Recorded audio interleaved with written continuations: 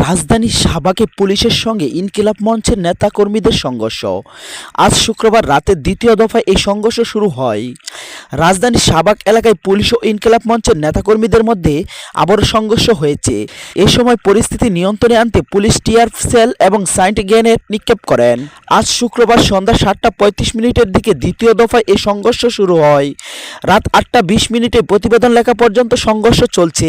এর আগে সন্ধ্যা থেকে শাহবাগ মোড়ে অবস্থান নিয়ে বিক্ষোভ করেছিলেন ইনকিলাব মঞ্চের নেতাকর্মীরা। পরে সন্ধ্যা 7:30টার দিকে ইন্টাকটিহান্টার মোড়ের দিকে যাচ্ছিল। তাদেরকে উদ্দেশ্য করে ভুয়া ভুয়া স্লোগান দেন বিক্ষোভকারীরা। পরে বিক্ষোভকারীদের একটি অংশ পুলিশকে দাওয়াই দেয়। ইনকিলাব মঞ্চের নেতাকর্মীদের সঙ্গে পুলিশের সংঘর্ষের মধ্যে সড়কে মোটরসাইকেল পড়ে থাকতে দেখা যায়। এই সময় বিক্ষোভকারীরাও পুলিশের লক্ষ্য করে ইটপাটকেল নিক্ষেপ করেন। এক পর্যায়ে তারা চক্রবদ্ধ হয়ে শাহবাগ থেকে ঢাকা বিশ্ববিদ্যালয়, মৎস্য ভবন, কাঁটাভ্রমণ সড়কে গিয়ে অবস্থান নেন। এরপর কিছুক্ষণ থেমে থেমে সংঘর্ষ হয়। রাত 9:15টার দিকেও পুলিশের শাহবাগ ছেড়ে দিলে আবারও অবস্থান নেন ইনকিলাব মঞ্চের নেতারা।